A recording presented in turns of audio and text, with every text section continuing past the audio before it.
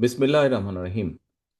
মঞ্চে উপস্থিত আজকের অনুষ্ঠানের সম্মানিত সভাপতি, উপস্থিত আমাদের ছাত্রনেতা, একসময় ছাত্রনেতা তুখোর বক্তা সোহেল, উপস্থিত আজকের আলোচকবৃন্দ, উপস্থিত আমার ছাত্রদলের ভাই বোনেরা, আসসালামু আলাইকুম। আজকে আমরা এখানে কেন একত্রিত হয়েছি সেটা এতক্ষণ তো তোমরা আলোচনা করলে। তবে সেই বিষয়ে প্রসঙ্গে আমার বক্তব্য রাখার আগে সবচেয়ে প্রথমে আমি যে জিনিসটা সকলের সামনে বলতে চাই, কিছুক্ষণ আগে, ঘন্টা দুই আড়াইক আগে বাংলাদেশে, ঢাকায় একটি অত্যন্ত দুঃখজনক এবং জঘন্য একটি ঘটনা ঘটেছে। ইনকালাব মঞ্চের নেতা জনাব ওসমান হাদি, তাকে গুলি করা হয়েছে, তার উপরে গুলিবর্ষণ করা হয়েছে। আমরা কিছুদিন আগে দেখেছি চট্টগ্রামে একইভাবে আমাদের আরেক প্রার্থীকে গুলি করা হয়েছিল। প্রিয় ভাই বোনেরা, প্রথমেই আমি এই ঘটনার জন্য তীব্র ঘৃণা এবং প্রতিবাদ জানাচ্ছি। আমাদের উচিত হবে সারা বাংলাদেশে গণতন্ত্রের পক্ষে যত মানুষ আছে প্রত্যেকটি মানুষের উচিত হবে এই ঘটনার তীব্র প্রতিবাদ এবং ঘৃণা জানানোর। আসো, আমাদের আজকের এই অনুষ্ঠান থেকে আমরা এই ঘটনার প্রতি তীব্র ঘৃণা এবং প্রতিবাদ জানাই এবং একই সাথে বিএনপি এবং ছাত্রদলের দায়িত্বশীল একজন কর্মী হিসাবে আমাদের দায়িত্ব হবে প্রশাসনকে, যারা এই ঘটনার সুষ্ঠু তদন্ত করবে, তাদেরকে আমাদের অবস্থান থেকে সহযোগিতা করার কোনো স্কোপ সুযোগ যদি থাকে, আমরা আমাদের সর্বোচ্চ সহযোগিতা করব, যাতে করে তারা প্রকৃত যে দোষী ব্যক্তি তাদেরকে খুঁজে বের করে দেশের আইন অনুযায়ী তাদেরকে শাস্তি প্রদান করতে পারে। প্রিয় ভাই বোনেরা, দেশ একটা অত্যন্ত সংকটের ভিতর দিয়ে যাচ্ছে। আমরা দেখেছি গত এক বছরে বিভিন্ন সময় বিভিন্ন ব্যক্তি, বিভিন্ন সংগঠনের সদস্যরা হুমকি দিয়েছে প্রকাশ্যে যে প্রত্যাশিত নির্বাচন আগামী ফেব্রুয়ারি মাসে, সে নির্বাচনকে তারা হতে দেবে না, বাধাগ্রস্ত করবে। প্রকাশ্যে হুমকি দিয়েছে একটি দল, গোষ্ঠী বা কিছু ব্যক্তি এই দেশকে, দেশের মানুষের শান্তি, স্থিতিশীলতা বিনষ্টের জন্য উঠে পড়ে লেগেছে। এবং এ কারণেই বাংলাদেশ জাতীয়তাবাদী দল এবং একই সাথে যারা বাংলাদেশের অস্তিত্বে, স্বাধীনতা, সার্বভৌমত্বে বিশ্বাস করেন, দল ছোট বড় বিষয় না, যারা বাংলাদেশি জাতীয়তাবাদের অস্তিত্বে, বাংলাদেশের অস্তিত্বে বিশ্বাস করে, সবার আগে বাংলাদেশ, এই নীতিতে যারা বিশ্বাস করে, আমাদের প্রত্যেকটি দল, প্রত্যেকটি নেতা, প্রত্যেকটি কর্মী, প্রত্যেকটি মানুষকে আজ অতীতের যে কোনো সময় থেকে সবচাইতে বেশি ঐক্যবদ্ধ হতে হবে। কারণ যারা এই দেশের স্বাধীনতাকে ধ্বংস করতে চায়, এই দেশের সার্বভৌমত্বকে ধ্বংস করে এই দেশের স্থিতিশীলতাকে ধ্বংস করতে চায়, তারা তাদের ষড়যন্ত্র যে শুরু করে দিয়েছে, আজকে ওসমান হাদির ঘটনা দিয়ে তা প্রমাণিত হয়। আমরা বিভ্রান্তি ছড়ানো থেকে প্রত্যেককে বিরত থাকতে হবে। কেউ যাতে কোনো বিভ্রান্তি ছড়ানোর সুযোগ না পায়, সেই ব্যাপারে আমাদেরকে সচেতন থাকতে হবে। এবং একই সাথে তদন্তের স্বার্থে যারা তদন্ত করবে, সত্যিকার অপরাধীকে যারা ধরবে, আমাদের অবস্থান থেকে যতটুকু সম্ভব আমরা সর্বোচ্চ সহযোগিতা করব। আজকের অনুষ্ঠানে আমার বক্তব্যের প্রথম অংশ এটি। আমাদেরকে প্রতিবাদ গড়ে তুলতে হবে এবং যে কোনো মূল্যে অন্যায়ের বিরুদ্ধে প্রতিবাদ গড়ে তুলতে হবে, যে কোনো অন্যায়ের বিরুদ্ধে এবং যে কোনো মূল্যে এই দেশের মানুষ যাতে করে তাদের হারানো গণতান্ত্রিক অধিকার ফিরে পেতে পারে, তার জন্য আমাদেরকে সদা সর্বদা সচেষ্ট এবং সতর্ক থাকতে হবে। প্রিয় ভাই বোনেরা, আজকে এখানে তোমরা একত্রিত হয়েছ কেন? সে ব্যাপারে তোমরা গত সকাল থেকে আলোচনা তোমরা করেছ। গত 5 দিন ধরে, আজকে খুব সম্ভবত ষষ্ঠ দিন, আমরা এই বিষয়গুলোর উপরে আলোচনা করছি।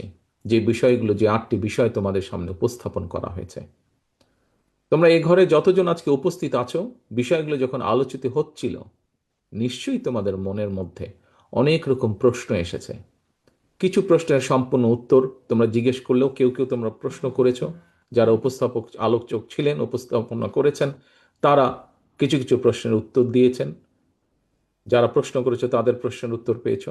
যারা প্রশ্ন করতে পারোনি, তারাও তোমাদের অন্য সহকর্মী যেই প্রশ্ন করেছে, সেই যে উত্তর পেয়েছে, তার থেকে কিছু হলেও তুমি তোমার উত্তর খুঁজে পেয়েছো। প্রিয় ভাই বোনেরা, এই প্রত্যেকটি বিষয় যা তোমাদের সামনে আজকে উপস্থাপন করা হয়েছে, এই বিষয়গুলো হচ্ছে আগামী দিনের বাংলাদেশ গড়ে তোলার পরিকল্পনা বা রোড ম্যাপ। একটি দায়িত্বশীল রাজনৈতিক দল হিসাবে আমাদের অতীতে যেমন দেশকে সমৃদ্ধ করার, দেশকে গড়ে তোলার বিভিন্ন পরিকল্পনা ছিল, বর্তমান পরিস্থিতি সব কিছু বিবেচনা করে আমাদের কাছে মনে হয়েছে যে অনেকগুলোর মধ্যে এই বিষয়গুলি অত্যন্ত উল্লেখযোগ্য এবং গুরুত্বপূর্ণ, এবং এই সকল বিষয়ের উপরে একটি পরিকল্পনা থাকতে হবে। বিএনপির মতন একটি দল, যেই দলের অতীতে রাষ্ট্র পরিচালনার অভিজ্ঞতা আছে, অতীতে রাষ্ট্র পরিচালনা করেছে, এবং ইনশাল্লাহ আল্লাহর রহমতে বাংলাদেশের মানুষের সমর্থন নিয়ে ভবিষ্যতে এই দল আবারও দেশ পরিচালনা করবে। কাজে দেশ যখন পরিচালনা করতে হবে, অবশ্যই বিএনপির মতন একটি দল যখন দেশ পরিচালনা করবে, অবশ্যই সেই দেশ পরিচালনা করতে হলে তাদের কাছে প্ল্যানিং থাকতে হবে, প্রোগ্রাম থাকতে হবে, এবং সেই প্ল্যানিং প্রোগ্রামের কিছু অংশ, গুরুত্বপূর্ণ কিছু অংশ আমরা আজকে তোমাদের সামনে উপস্থাপন করেছি। জাতীয়তাবাদী শক্তির একজন কর্মী হিসাবে, বাংলাদেশি জাতীয়তাবাদী শক্তির একজন কর্মী হিসাবে আজকে এখানে উপস্থিত তোমরা যারা আছো, তোমাদের আরো অনেক সহকর্মী আছে তোমাদের প্রত্যেকটি সংগঠনে, সকলকে আমরা এখানে আনতে পারিনি। তোমরা যারা নেতৃত্বের মধ্যে আছো, নেতৃত্বের দায়িত্বে আছো, তাদেরকে আজকে আমরা এখানে নিয়ে এসেছি। আমরা আজকে এখানে আলোচনা করেছি কিভাবে আমরা চাই আগামী দিনের বাংলাদেশের যে নারী সমাজ আছে, যা টোটাল পপুলেশনের অর্ধেক যে নারী সমাজ আছে, সেই নারী সমাজকে কিভাবে এম্পাওয়ার্ড করার জন্য। এখানে একটি কথা আমি বলি, তোমরা কম বেশি সবাই জানো, সবাই নিজেরা হয়তো বিভিন্ন ক্ষেত্রে তোমরা অনেক সময় এই কথাটি বলেছ। কি সেটি? নেপোলিয়ন ছিল। নেপোলিয়ন একটি কথা বলেছিল যে আমাকে একটি শিক্ষিত মা দাও, আমি একটি শিক্ষিত জাতি উপহার দিব। প্রিয় ভাই বোনেরা, নেপোলিয়নের যেটি চেয়েছিল আমাদের নেত্রী, দেশনেত্রী খালেদা জিয়া, তার উনি যে সময়ে দেশ পরিচালনা করেছেন, সে সময় তার গৃহীত একটি পদক্ষেপের কারণে এদেশের নারী সমাজের বহু সদস্য, লক্ষ কোটি নারী সমাজের সদস্য ক্লাস 12 পর্যন্ত বিনামূল্যে শিক্ষার সুযোগ পেয়েছে। আমরা যে কোনো শিক্ষা প্রতিষ্ঠানের দিকে যদি আজকে তাকাই, গত 15 থেকে 20 বছরের মধ্যে আমরা দেখেছি যে কিভাবে নারীদের অংশগ্রহণ বেড়েছে শিক্ষাক্ষেত্রে প্রত্যেকটি জায়গায়। এখন আসো, আমরা ভবিষ্যৎ পরিকল্পনা নিতে চাই যে একজন শিক্ষিত মা বেকার থাকবে না, তাকে আমরা অর্থনৈতিকভাবে স্বাবলম্বী করে গড়ে তুলতে চাই। কারণ একজন মা যখন শিক্ষিত হবে এবং একই সাথে যখন তার অর্থনৈতিক স্বাবলম্বিতা থাকবে, ইন্ডিপেন্ডেন্স থাকবে, এম্পাওয়ার্ড হবে, স্বাভাবিকভাবেই সেই মা ধীরে ধীরে একটি সুস্থ পরিবার গড়ে তুলতে সক্ষম হবে, একটি শিক্ষিত পরিবার করে তুলতে সক্ষম হবে। এই মুহূর্তে যে অ্যাভেলেবল ডাটা আছে আমাদের কাছে, সেই ডাটার ভিত্তিতে আমরা দেখেছি বাংলাদেশের এভারেজে যদি 5 জন করে আমরা একটি পরিবারের সদস্য সংখ্যা ধরি, তাহলে বাংলাদেশে 4 কোটি পরিবার আছে। আমরা ধীরে ধীরে পর্যায়ক্রমিকভাবে এই 4 কোটি পরিবারের নারী সদস্য, নারী সদস্য বলতে এখানে মূল যে সদস্য, অর্থাৎ যে গৃহিণী, যে মূল যে হাউসওয়াইফ, যে তার কাছে আমরা এই ফ্যামিলি কার্ডটি পৌঁছে দিব। প্রথমে আমরা এটি শুরু করব গ্রামের থেকে, যারা মোস্ট ডিপ্রাইভড, আন্ডার প্রিভিলেজ, সেখান থেকে আমরা শুরু করব এবং এটি আমরা জেনারেল রাখবো। এই জন্য জেনারেল রাখবো, আমাদের রিসার্চ বলে যে কোনো একটি বিষয় যদি জেনারেল রাখা যায় সেখানে দুর্নীতির হবার স্কোপটা অনেক কমে যায়। এটি যেরকম একজন কৃষকের স্ত্রী পাবেন, এটি যেমন একজন ক্ষুদ্র মুদি দোকানদারের স্ত্রী পাবেন, একজন প্রাইমারি স্কুলের শিক্ষকের স্ত্রী পাবেন ফ্যামিলি কার্ড, ঠিক একইভাবে একজন অবস্থাপন্ন মানুষ, আমরা বলতে পারি একজন ব্যারিস্টার, একজন ডাক্তার, একজন রাজনীতিবিদ, বড় যে অবস্থাপন্ন কোনো মানুষ, ব্যবসায়ী, তার স্ত্রীও পাবেন। তবে আমরা এটি বিশ্বাস করি যাদের প্রয়োজন নেই অবশ্যই তারা এই সুবিধাটি সেখান থেকে ড্র করবেন না। এটি একটি নৈতিকতার ব্যাপার। তারা যদি ড্র না করেন তাহলে যারা আন্ডার প্রিভিলেজ বা প্রিভিলেজ এরকম পরিবারগুলোকে অল্প অল্প করে আমরা একটু একটু করে বেশি দিতে পারবো। প্রিয় ভাই বোনেরা, তোমরা যদি নিজেরা শুধু এই ফ্যামিলি কার্ডটির বিষয়ে চোখ বন্ধ করে কয়েক মিনিট চিন্তা করো যে একটি পরিবারকে, সেই পরিবারের গৃহিণীকে তুমি 5 থেকে 7 বছর পর্যন্ত একটা সাপোর্ট দিতে পারছো। হতে পারে ইনিশিয়ালি সাপোর্টটা খুব ছোট, কিন্তু তার হাতে যখন এই ছোট সাপোর্টটি আসবে তখন আস্তে আস্তে তার ভাগ্যের পরিবর্তন ঘটবে। এটা হয়তো আমরা 6 মাস, 1 বছর, 2 বছর, 3 বছরে পাবো না। আমরা, আমাদের রিসার্চ বলে 5 থেকে 7 বছরের মধ্যে আমরা একটা বিরাট পরিবর্তন দেখতে পারবো। এটি একটি বিরাট সামাজিক এবং সামাজিকভাবে বিশাল একটি পরিবর্তন ঘটবে। মন মানসিকতার সাথে একইভাবে অর্থনৈতিকভাবে এই পরিবারগুলো অর্থনৈতিক বুনিয়াদ অনেক শক্ত হবে 5 থেকে 7 বছরের মধ্যে, যা সামগ্রিকভাবে দেশকে অর্থনৈতিকভাবে সমৃদ্ধ করে তুলবে। এখন আসো আরেকটি গুরুত্বপূর্ণ প্রত্যেকটি বিষয়, যে 8টি তোমাদেরকে বলা হয়েছে প্রত্যেকটি বিষয় গুরুত্বপূর্ণ। তোমাদের এখানে অনেকেই হয়তো শহরে বড় হয়েছ, আবার অনেকেই এখানে কিন্তু গ্রামে বড় হয়েছ। শহরেই বড় হয়ে থাকো না তুমি, আর গ্রামেই বড় হও না কেন, যে কয়টি বিষয় তোমাদের সামনে আজকে আলোচনা করা হয়েছে, তোমরা প্রত্যেকে শিক্ষা অঙ্গন থেকে এখানে উপস্থিত হয়েছ। বিভিন্ন শ্রেণী পেশার মানুষের সাথে উঠতে বসতে, বিভিন্ন জায়গায় যেতে যাতায়াত করতে তোমাদের সাথে কথা হয়, মানুষের কথা শোনো, তোমরা আলোচনা করো। মুকুল, আমাকে ফ্রন্ট ভিউটা দাও, ড্রোনটা বাদ দিয়ে ফ্রন্ট ভিউটা দাও। হ্যাঁ, রাইট। বিভিন্ন মানুষের সাথে তোমাদেরকে আলাপ করতে হয় বা আলাপ করো, কথা বলো। তোমরা নিজেরাই যে এই যে 8 ঘন্টা ধরে তোমরা যে আলোচনা করেছো, শুনেছো, প্রশ্ন করেছো, চিন্তা করেছো, আমি 100% শিওর যখন যেই বিষয়টি আলোচনা হচ্ছিল তোমাদের মনের মধ্যেও মাথার মধ্যেও কিন্তু এই বিষয়গুলো ঝড়ের গতিতে বয়ে যাচ্ছিল, তোমরা তোমাদের মতন চিন্তা করছিলে। আমি মনে করি, আমার অভিজ্ঞতা বলে, একজন রাজনীতিবিদ হিসাবে বা একজন রাজনৈতিক কর্মী হিসাবে, আমরা যদি এই 8টা বিষয় জনগণের জন্য, যদি এই 8টা বিষয়ে কাজ শুরু করতে পারি, একটু একটু করে কাজগুলা শুরু করে দিতে পারি, তাহলে তোমরা কি মনে করো, আমি তো মনে করি, তোমরা কি মনে করো দেশের অবস্থা এবং মানুষের ভাগ্যের পরিবর্তন ঘটবে? তোমরা কি মনে করো এটা? আর তোমরা কি আত্মবিশ্বাসী? কি আত্মবিশ্বাসী নাকি? ইয়েস, ইনশাল্লাহ, ইয়েস, আমরা আত্মবিশ্বাসী। কারণ প্রথম যেটি বলেছি ফ্যামিলি কারের কথা, খুব সংক্ষেপে যদি বলতে হয় কিভাবে পরিবর্তন হবে, তোমরা সামনে আমি বলেছি, যারা উপস্থাপন করেছে আলোচকবৃন্দ তারাও তোমাদের সামনে বলেছে। একইভাবে তোমরা শিক্ষার্থী, শিক্ষার বিষয় এখানে উপস্থাপন করা হয়েছে।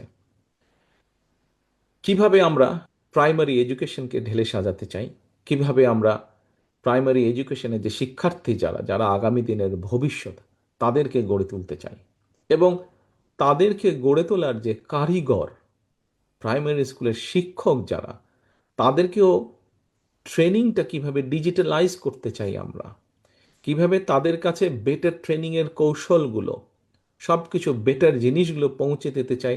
নিশ্চয়ই তোমরা by now one tab one teacher এই কথাটির সাথে তোমরা পরিচিত হয়েছো, নিশ্চয়ই পরিচিত হয়েছো, না পরিচিত হয়েছো এই শব্দটার সাথে? হ্যাঁ, আমরা একবারে পারবো না, একবারে কোনো কিছুই পারা যায় না। যেই ঘরটিতে তোমরা বসে আছো, যেই অডিটোরিয়ামে বসে আছো, এই অডিটোরিয়ামটা ধ্বংস করে দিতে 5 মিনিট সময় লাগবে, হয়তো ম্যাক্সিমাম 10-15 মিনিট সময় লাগবে, কিন্তু এটাকে গড়ে তুলতে কিন্তু অনেক সময় লাগবে। এই মুহূর্তে বাংলাদেশে প্রাইমারি শিক্ষকের সংখ্যা 3.5 লক্ষেরও বেশি। এই 3.5 লক্ষ মানুষের কাছে আমরা পৌঁছে দিব, তাদেরকে ডিজিটালাইজ করব, আমরা তাদেরকে ট্যাবের ভিতরে, আমরা নেটওয়ার্কের ভিতরে নিয়ে আসব। সময় লাগবে, কিন্তু ইনশাল্লাহ সুযোগ পেলে আমরা এই কাজটি করব। কিভাবে করব, কেন করব, এই ডিটেল আলোচনাগুলো এর ভিতরে হয়ে গেছে, আমি তার মধ্যে যাব না। তাতে উপকার কি হবে, কিভাবে শিক্ষার্থীরা উপকার পাবে, লক্ষ্য এবং উদ্দেশ্যটা কি? লক্ষ্য এবং উদ্দেশ্যটা হচ্ছে, দেখো, আমাদের আগামী দিনের যারা ভবিষ্যৎ, তোমরা যেমন আগামী দিনের ভবিষ্যৎ, তোমাদের পরে আরও ভবিষ্যৎ রয়ে গেছে বাংলাদেশের। তোমরা হয়তো অনেকগুলো সুযোগ পাওনি, কিন্তু তোমাদের হাতে সুযোগ এসেছে। আগামী দিনে ইনশাল্লাহ সুযোগ আসবে, যে তোমাদের পরবর্তী যে বংশধর আছে, তোমরা যেই ভালো সুযোগটি পাওনি, তাদেরকে সেই সুযোগটি করে দেবার, তাদের জন্য সেই সুযোগটি সৃষ্টি করা, এই সুযোগটি তোমাদের জন্য এসছে। তাদের জন্য করা মানে তুমি এই দেশ, এই রাষ্ট্রের প্রতি তুমি অবদান রাখতে সক্ষম হচ্ছ। আমাদের সকলের ক্ষুদ্র ক্ষুদ্র প্রচেষ্টাই কিন্তু একটি বৃহৎ কিছু করতে পারবে, বৃহৎ ভালো কাজ গড়ে তুলতে পারবে। প্রিয় ভাই বোনেরা, শিক্ষার এই বিষয়ের পরে আমরা চিকিৎসার ক্ষেত্রে শিক্ষার আরেকটি বিষয় আছে। শিক্ষার বিষয়টি যেমন আছে, একই সাথে তোমরা এখানে আজকে যারা আছো, তোমরা জীবনের এমন একটা পর্যায়ে এসে দাঁড়িয়েছো যেখানে তোমরা তোমাদের শিক্ষা বৎসর বা শিক্ষা অঙ্গনের সব কিছু শেষ করে তোমরা এখন বাস্তব জীবনে পা দিবে, এবং বাস্তব জীবনে পা দিতে গেলে বাস্তবতা যখনই আসবে, তখনই কর্মসংস্থানের ব্যবস্থা আসবে, তাই নয় কি? কর্মসংস্থানের চিন্তা আসবে যে কি করব আমি, আমার তো পরীক্ষা শেষ, 6 মাসে 1 বছরের মধ্যে শেষ, অথবা শেষ হয়ে গেছে, আমি এখন কি করব? প্রিয় ভাই বোনেরা, তোমরা হয়তো তোমাদের একটু বড় যারা, এবং অবশ্যই তোমাদের থেকে 5 বছর ছোট, 10 বছর ছোট যারা, যাদের প্রত্যেকটা মানুষের ক্ষেত্রে কিন্তু প্রত্যেকটা মানুষের ভেতরে বিভিন্ন রকম কোয়ালিটি আছে। আইটির জগৎ এখন, আইটির ক্ষেত্রে কত রকম কি কি সুবিধা আমরা তৈরি করতে চাইছি, যার মাধ্যমে আমাদের আগামী প্রজন্ম, তোমরা, তোমাদের সহকর্মীরা, তোমাদের ছোট, প্রত্যেকে কিভাবে একটা কর্মসংস্থানের ব্যবস্থা করতে পারবে, আইটির ক্ষেত্রেই আমরা কয়েকটি তুলে ধরেছি তোমাদের সামনে। নিশ্চয়ই বাই নাও তোমরা জানো, শুনেছো না? শুনেছো তো নাকি? আইটি সেক্টরেই আমরা কি কি করতে পারি। যেমন কথা প্রসঙ্গে আমি একটি বলি, সোশ্যাল মিডিয়া গেলেই ছোট ছোট আধা মিনিট, 1 মিনিট, 1.5 মিনিট, 2 মিনিটের কন্টেন্ট দেখি আমরা। আমাদের তরুণ সমাজের বহু সদস্য সুন্দর সুন্দর কন্টেন্ট তৈরি করে। কেউ হিস্টোরিক্যাল বিষয় তৈরি করে, কেউ বিভিন্ন জিওগ্রাফিক্যাল বিষয় তৈরি করে, কেউ বিভিন্ন যোগ তৈরি করে, কেউ বিভিন্ন সিরিয়াস অন্য মেডিকেল বিষয় তৈরি করছে, ছোট ছোট, যা মানুষকে বিভিন্ন জিনিস, ভালো ভালো জিনিসও শেখাতে সক্ষম। এখন এই কিছুদিন আগে বাংলাদেশের একজন বিখ্যাত কন্টেন্ট মেকারের সাথে আমি কথা বলছিলাম, প্রায় 1.5 ঘন্টা, 1-1.5 ঘন্টার মতন আলাপ হয়েছে। তার বক্তব্য হচ্ছে, আপনারা যদি সুযোগ পান, যারা কন্টেন্ট মেক করছে তাদের জন্য কতগুলো পলিসি নিতে হবে। রাষ্ট্র যদি সেই পলিসিগুলো নেয়, তাহলে তাহলে এই মুহূর্তে যারা কন্টেন্ট মেক করছে এবং কন্টেন্ট মেকের মাধ্যমে সে যদি মাসে 10 থেকে 15 বা 20 হাজার টাকা ইনকাম করে থাকে, এই পলিসিগুলো যদি আপনারা গ্রহণ করেন আপনারা দেশ পরিচালনার দায়িত্ব গেলে, তাহলে এদের ইনকামের পরিমাণটা সাথে সাথে অনেক বৃদ্ধি পাবে। আমরা তাদেরকে বলেছি যে ঠিক আছে, আপনারা আলোচনা করে আমাদেরকে সেই অ্যাডভাইস নোটটা তৈরি করে দেন, যে কন্টেন্ট মেকার যারা আছে, আমি একটি উদাহরণ বলছি, উদাহরণ দেওয়ার জন্য, বোঝানোর জন্য বলছি, যে কি কি পলিসি গ্রহণ করলে এই ইয়াং জেনারেশনের, এই যারা এটার সাথে ইনভলভ আছে, তাদেরকে আমরা সহযোগিতা করতে পারি। কাজে সেটির উপরে কাজ হচ্ছে। আসো এবার আরেকটি কথা বলি।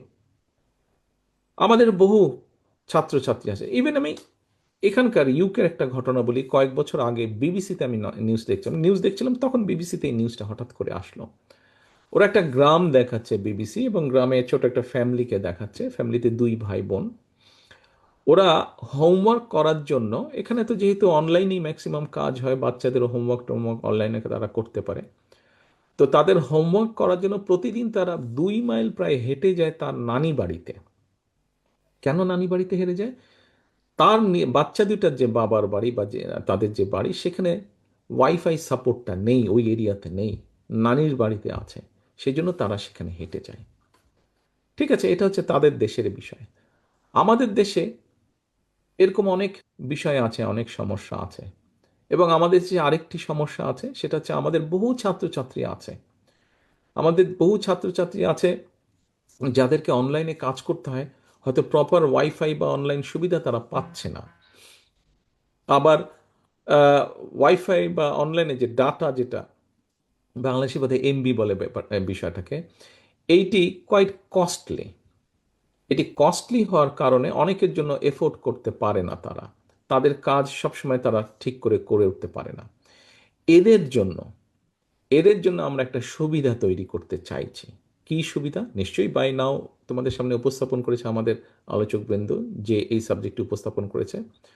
আমরা বিভিন্ন ইউনিভার্সিটি, বিভিন্ন কলেজ, হল বা লাইব্রেরিগুলিতে, বিভিন্ন পাবলিক ইম্পর্টেন্ট পাবলিক প্লেসগুলোতে, বিভিন্ন ভালো ভালো ক্যাফেটেরিয়াগুলোতে আমরা ফ্রি ওয়াইফাইয়ের ব্যবস্থা করতে চাই। এখন অনেকেই তোমরা বলতে পারো অনেকেই তোমরা বলতে পারো ফ্রি ওয়াইফাই বলে তো দিবেন কি? হ্যাঁ, দেব। একদম ফ্রি বলতে কিছু নাই। নর্মাল যেটা সিস্টেম আছে, একটা স্ট্যান্ডার্ড আছে, তুমি যখন কোথাও যাবে, কোনো হোটেলে যাবে, কোনো জায়গায় যাবে, ফ্রি ওয়াইফাই তারা দেয়, একটা সিস্টেম আছে কিভাবে লগ ইন করতে হবে, কিছু ইনফরমেশন চায়, সেটা তো অবশ্যই করতে হবে। এবং খুব স্বাভাবিকভাবেই বিভিন্ন কোম্পানি আছে যারা তাদের একটা অ্যাড দিতে চাবে। এটা নিয়ে অলরেডি আমাদের মধ্যে কথা হয়েছে, কাজ হয়েছে। আমরা আমাদের দলের পক্ষ থেকে ঠাকুরগাঁ জেলাতে এক্সপেরিমেন্টালি অলরেডি আমরা কাজটা শুরু করেছি, এবং সেই জন্যই বলছি আমরা একটা কিছু কাজ মিনিমাম করার পরেই আমরা তোমাদের সামনে উপস্থাপন করছি, যে যখন যখন ইনশাল্লাহ আল্লাহ রহমতে দেশ পরিচালনার সুযোগ পেলে স্বাভাবিকভাবে তখন সরকার বা রাষ্ট্রের পক্ষ থেকে এই কাজটি করাবে, তখন জিনিসটা অনেক ইজি হয়ে যাবে। সেটা কি? স্বাভাবিকভাবে তুমি লগ ইন করার সাথে সাথে একদম তো ফ্রি সব কিছু হয় না, আমরা 1 থেকে 1.5 ঘন্টা ফ্রি দিব সেই মানুষটিকে।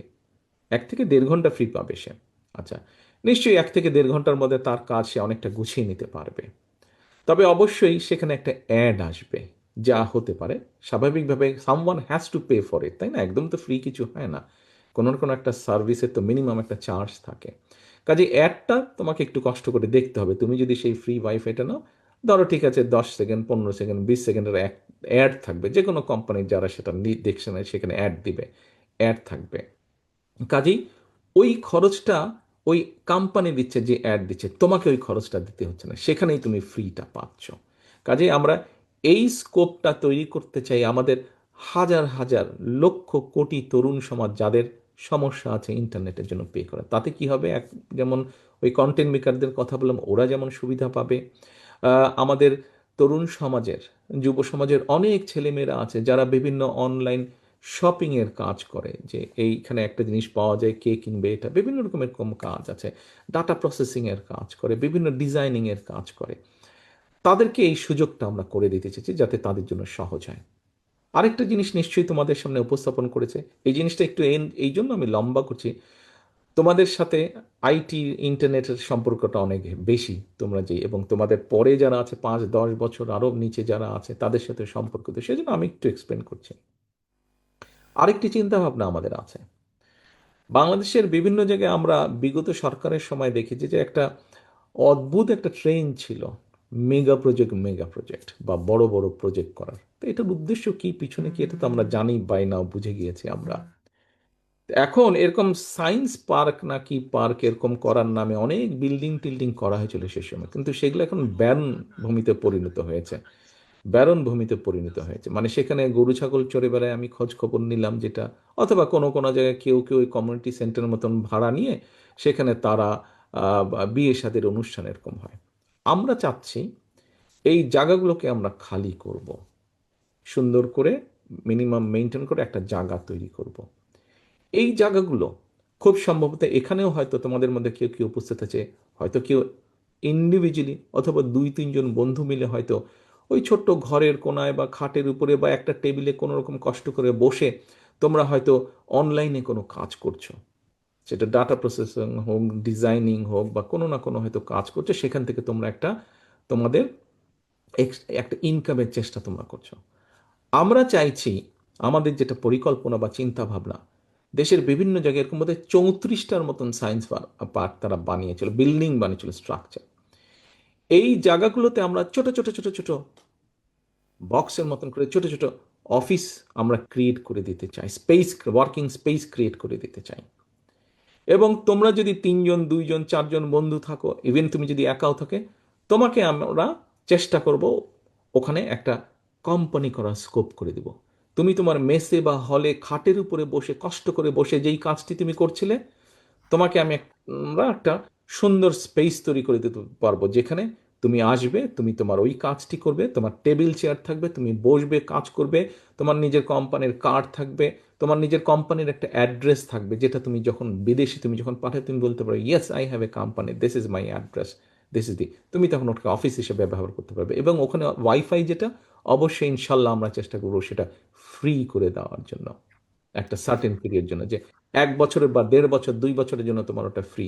যখন তুমি একটু একটা মোটামুটিভাবে অর্থনৈতিকভাবে একটা বেটার অবস্থানে আসবে, তখন তুমি আস্তে আস্তে পে করা শুরু করবে, বাট ইনিশিয়াল তোমাকে সাপোর্টটা দেওয়ার জন্য আমরা সেটা ফ্রি করে দিব। এরকম আরো অনেক চিন্তা ভাবনা আমাদের আছে। আমি গতকাল বলছিলাম, তোমাদের মধ্যে এরকম অনেকে আছে যাদের সে উদাহরণ হিসাবে আমরা যদি আলাপ করি, আহ, ধরো তুমি মানুষের সেবা দিতে খুব পছন্দ করো, তুমি ছেলে বা মেয়ে যেই হও না কেন, মানুষকে টেক কেয়ার করতে তুমি খুব পছন্দ করো। বাসায় হয়তো তোমার নানি দাদি বা মুরব্বি কেউ আছেন, যে তোমাকে ছাড়া বুঝে না, কারণ উনি জানেন যে তুমি এই কাজটা খুব ভালো করো, এবং তুমি যখন ওনাকে টেক কেয়ার করো উনি খুব স্বস্তি বোধ করেন। এই কোয়ালিটি অনেকের মধ্যে আছে আমাদের, যে মানুষকে হেল্প করতে পারে, সেবা করতে পারে। উদাহরণ দিয়ে বলি একটা, এই মুহূর্তে জাপানে, আমি গতকাল না পরশুও বলেছিলাম, এই মুহূর্তে জাপানে পপুলেশন যদি আমরা দেখি, পপুলেশন ট্রেনটা যদি আমরা দেখি, আমরা দেখব যে ওদের এইজেড পপুলেশনের সংখ্যা বেশি, তোমাদের মতন ইয়াং পপুলেশনের সংখ্যা তাদের কম। এবং দুটো জায়গায় মোটামুটিভাবে তাদের বেশ সমস্যা হচ্ছে। একটা হচ্ছে, যেহেতু এইজেড পপুলেশনের সংখ্যা বেশি, সেই জন্য তাদের এইজেড মানুষকে টেক কেয়ার করার মানুষের সংখ্যা কমে যাচ্ছে, সেটা কেয়ারার বলো বা নার্সিং বলো, তারা এটি চাইছে। 2, তাদের ফার্মিংয়ের কাজ করার জন্য মানুষের সংখ্যা কমে যাচ্ছে, তারা সেটা চাইছে।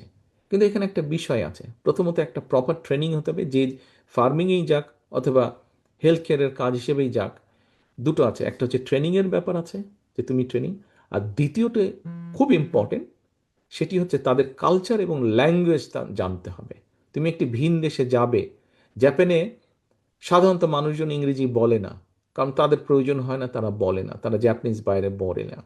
কিন্তু তাহলে যেহেতু আমরা যাব ওখানে কাজ করতে, আমাদেরকে স্বাভাবিকভাবে তাদের কালচার এবং ইংরেজি তাদের ভাষা জানতে হবে। আমরা যেটা করতে চাইছি, আমরা এই ধরনের অনেকগুলো ইনস্টিটিউশন তৈরি করতে চাচ্ছি। প্রথমে আমরা চেষ্টা করব বড় জেলাগুলো করতে, তারপরে বিভাগ বাড়ি করতে, তারপরে বড় জেলাগুলো করতে, তারপরে জেলা ওয়াইজ কম বেশি আমরা নিতে চেষ্টা করছি। সেখানে আমরা বিভিন্নভাবে, যেমন আহ, যেমন ধরো ব্যাপারটা যদি এরকমভাবে আমরা চিন্তা করি, ইটালিতে যেই সমস্যা জাপানের ক্ষেত্রে বললাম, ইটালিতেও কিন্তু এরকম সমস্যা আছে, সেম সিমিলার টাইপের সমস্যা, সেখানেও গ্রামের গ্রাম পর গ্রাম খাতলি হয়ে যাচ্ছে।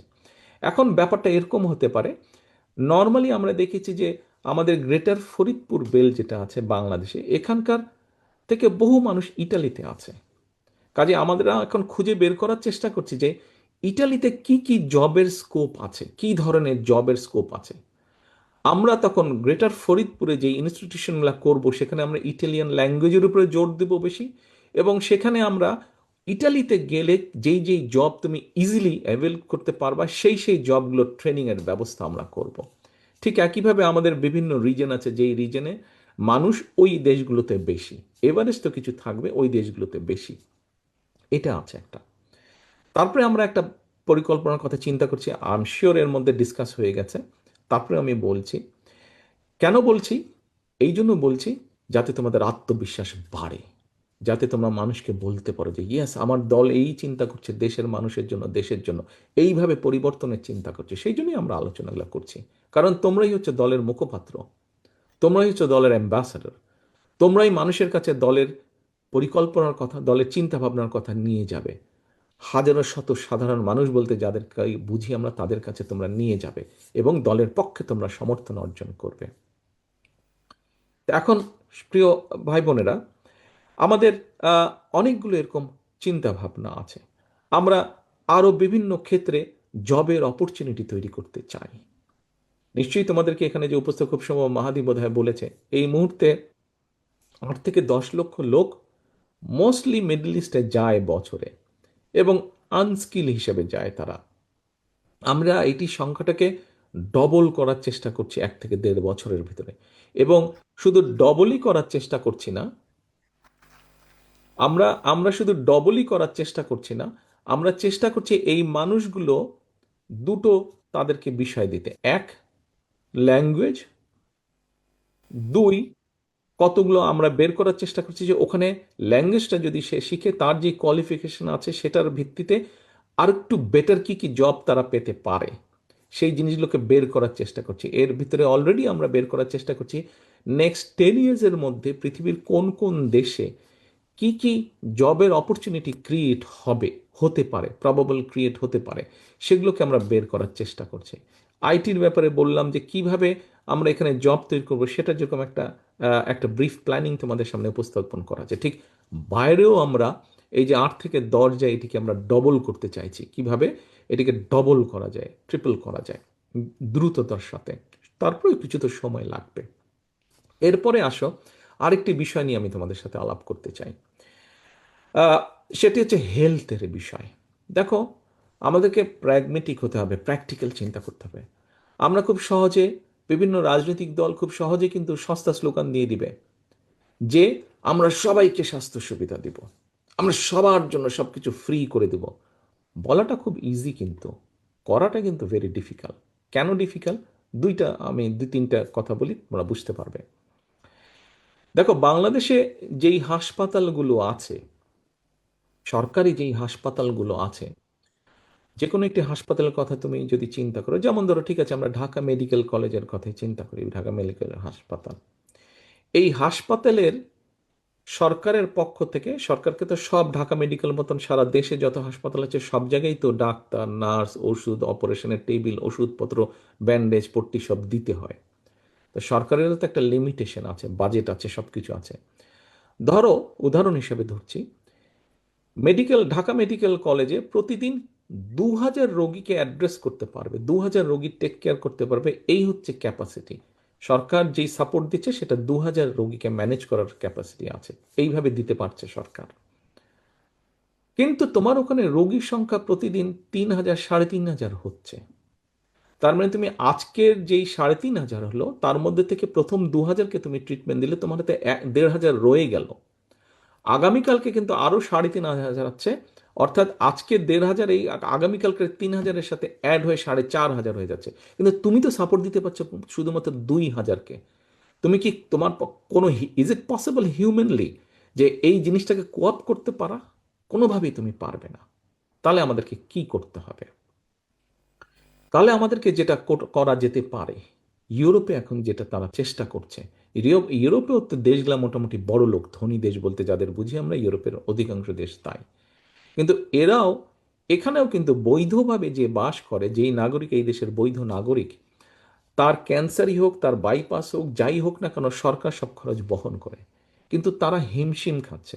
এখন তারা যেই জিনিসটা করতে যাচ্ছে, তারা প্রিভেনশনের উপরে জোর দিতে যাচ্ছে, প্রিভেনশন। আচ্ছা, আমাদের দেশের মেইন অসুখ বিসুখ কি হয় সাধারণত যদি আমরা দেখি? ডায়াবেটিকের প্রবলেম আছে, হার্টের প্রবলেম আছে, আমাদের ইয়ের প্রবলেম আছে, ডায়াবেটিক, কার্ডিয়াক, আর তোমার, আরেকটা সিরিয়াস প্রবলেম, কিডনির প্রবলেম আছে। এই 3টা খুব দেখা যায়, অন্য অন্য তো আছে। এখন বিষয়টা দাঁড়াচ্ছে যে আমরা যদি মানুষকে শিখাতে পারি, মানুষকে তো শিখাতে হবে, জানাতে হবে, অ্যাওয়্যার করতে হবে মানুষকে, যে ভাই তুমি এই খাবারগুলো খেও না, তাহলে তোমার ডায়াবেটিক হবে না। এইভাবে পানি খাও বা খাও, তাহলে কিডনি এফেক্ট করবে না। এই জিনিস খেও না, তাহলে এইভাবে খাও, তাহলে তোমার কার্ডিয়াক প্রবলেম হবে না। মানুষকে অ্যাওয়্যার করতে হবে হাইজিন সম্পর্কে, খাওয়া সম্পর্কে। আমরা এই অ্যাওয়ারনেসটা, ইউরোপ যা করছে, শুরু করেছে আজকে থেকে প্রায় 7-8 বছর আগে, আমরা সেই জিনিসটা এখন এখানে করতে চাইছি বাংলাদেশে। আমরা বাংলাদেশে হেলথ কেয়ারার অ্যাপয়েন্ট করতে চাইছি। আমাদের প্লাস মাইনাস একটা হিসাব আছে, আমরা ইনশাল্লাহ গ্র্যাজুয়ালি 1 লক্ষ হেলথ কেয়ারার অ্যাপয়েন্ট করব, যেই হেলথ কেয়ারকে আমরা পুরা ডিজিটালাইজ করব। অর্থাৎ এখন সবার এনআইডি কার্ড আছে, হেলথ কেয়ারে যখন কোনো একটা গ্রামে যাবে, একটা বাড়ি, তারা বাড়ি বাড়িতে যাবে, মানে ডোর টু ডোর তারা সার্ভিস দেওয়ার চেষ্টা করবে, বেসিক হেলথ কেয়ারের সার্ভিস। ওখানে বসে যে সে একদম কার্ডিয়াক কারো প্রবলেম থাকলে সেটা সলিউশন দিতে পারে, নট দ্যাট। বেসিক জিনিসগুলো, জ্বর, সর্দি, কাশি, ডায়রিয়া, পেট খারাপ, এই জিনিসগুলো হলে যাতে তারা টেক কেয়ার করতে পারে, এবং এই হাইজিন সম্পর্কে এইগুলো তারা তাদেরকে বোঝাবে। এখন চিন্তা করে দেখো, আমরা যদি এইভাবে অ্যাওয়ারনেস ক্রিয়েট করে, যদি ওই যে বললাম ডেইলি 3-3.5 হাজার রোগী কিউ হচ্ছে, কিন্তু আমরা যদি এই 3.5 হাজারকে কমাতে কমাতে কমাতে কমাতে 2 হাজারে নিয়ে আসতে পারি, তাহলে কি দাঁড়াবে? যেই 2 হাজার যাচ্ছে, এই 2 হাজার তো বেটার সার্ভিস পাবে, তাই নয় কি? 2 হাজারের জন্য ডাক্তার, নার্স, ওষুধ, সব কিছু, ডাক্তার ঠিকভাবে তাকে অ্যাটেন্ড করতে পারবে, নার্স ঠিকভাবে তার টেক কেয়ার করতে পারবে, তার প্রপারলি সে ওষুধটা পাবে। সময় লাগবে, কিন্তু আমরা যদি আজকে থেকে শুরু করি, করতে পারি ইনশাল্লাহ, তাহলে 5 হোক 10 বছর হোক পরে গিয়ে আমরা এই জিনিসটা আমরা সফল হতে পারবো ইনশাল্লাহ, কম বেশি। এটা হচ্ছে আমাদের লং টার্ম হেলথ প্ল্যান। কেউ বেটার কিছু বলুক, আমাদের কোনো আপত্তি নেই সেটা গ্রহণ করতে। আসো এবার হেলথ কেয়ারের ভিতরে আরেকটা কাজ আমরা করতে চাইছি, মন দিয়ে শুনতে হবে। এখানে মেডিকেল স্টুডেন্ট আছে কি কেউ? হাত তুলতে পারো যদি মেডিকেল স্টুডেন্ট থাকে। আচ্ছা, পিছন দিকে, গুড। তোমরা মেডিকেলের স্টুডেন্ট যে আছো, একজন প্লিজ সামনে এসে এগিয়ে আসো, অথবা তার হাতে মাইক্রোফোনটা দাও তো ভাই। এখানে মাইক্রোফোন যাদের হাতে আছে, মেডিকেল স্টুডেন্ট, পিছনে যে মাইক্রোফোনটা ক্যারি করবে, সে যে কোনো একজনকে চয়েস করে, মেডিকেল স্টুডেন্টের যে কোনো একজনকে চয়েস করে তার হাতে দাও। তবে মেয়েদের মধ্যে যদি কেউ থাকে আসসালামু মেডিকেল আলাইকুম। স্টুডেন্ট, ভালো হয় প্রিফারেবলি। ওয়ামসলাম। আচ্ছা, কি নাম তোমার ভাইয়া বলো তো? আসসালামু আলাইকুম। আমি ডাক্তার ওয়ামসলাম। মোহাম্মদ আতিকুর রহমান তালুকদার। আমি পাবনা মেডিকেল কলেজ ছাত্রদলের প্রতিষ্ঠাতা আহ্বায়ক ছিলাম। রাজীব আকরাম কমিটির সহস্বাস্থ্য বিষয়ক সম্পাদক ছিলাম। আচ্ছা, আচ্ছা, তোমাকে আকরাম, তোমার কি নাম বললে, সরি তোমার? ডাক্তার মোহাম্মদ আতিকুর রহমান তালুকদার। আতিকুর রহমান। আচ্ছা, আতিক। আতিক, তোমাকে যদি আমি এখন জিজ্ঞেস করি, তোমার সামনে সংক্ষেপে আমি যেই বিষয়টা তুলে ধরলাম প্রিভেনশনের, তুমি কি মনে করো যে এটা এটা এটা একটা এমন কাজ যেটা যেটা কোনো অর্থ বহন করে, মিনিংফুল একটা কাজ, এর এর মাধ্যমে আমরা আস্তে আস্তে সমস্যা কমিয়ে আনতে পারবো, তুমি কি তাই মনে করো? আমি যদি রিয়েলিস্টিকলি বলতে চাই, আমাদের যে 18 থেকে 20 কোটি জনসংখ্যা এবং 10,000 জনের প্রতি 5.26 হচ্ছে আমাদের ডক্টরদের সংখ্যা। ভাই তো আতিক, ওগুলা হিসাব আমরা জানি, আমি প্রিভেনশনের যেই বিষয়টা বলেছি। তুমি অবশ্যই কি, prevention is better than cure, এবং প্রিভেনশনের দিকে যাওয়ার তো যে রাস্তাটা যা, হ্যাঁ, সারা তোমার সামনে পৃথিবী আমি ওদিকে যেটা যাচ্ছে। এক্সপ্লেন করলাম এর মধ্যে আরো ডিটেল বিষয় আছে, আমি সংক্ষেপে যতটুকু বুঝেছো আমার কথা থেকে, তুমি কি মনে করো আমরা এই কাজটা শুরু করলে মানুষ will get a better result? People ইনশাল্লাহ উইল গেট, অবশ্যই পাবে। তো ইউ এগ্রি টু দিস? ইনশাল্লাহ অবশ্যই পাবে। ওকে, বসো, থ্যাংক ইউ, থ্যাংক ইউ, বসো। ধন্যবাদ। ধন্যবাদ। আচ্ছা, এবার তোমাদেরকে আমি আরেকটা জিনিস বলি। দেখো, এই মুহূর্তে এটা আতিক জানবে বা অন্য যারা আছে তোমাদের হয়তো ধারণা আছে, সেটা হচ্ছে যে এই মুহূর্তে বাংলাদেশে পাবলিক হেলথ সার্ভিসের যে ইনফ্রাস্ট্রাকচার, যতটুকু সংখ্যা, বেড টেড, প্রাইভেট সেক্টরেও কম বেশি একই রকম। বেডের সংখ্যা বা হসপিটালের সংখ্যা, ডাক্তার, নার্স মোটামুটি কাছাকাছি একই রকম। ক্ষেত্র বিশেষে খুব সম্ভবত লাস্ট ডাটা যেটা বলে প্রাইভেট সেক্টরে একটু হলেও বেশি, 1% হলেও প্রবাবলি বেশি সংখ্যা।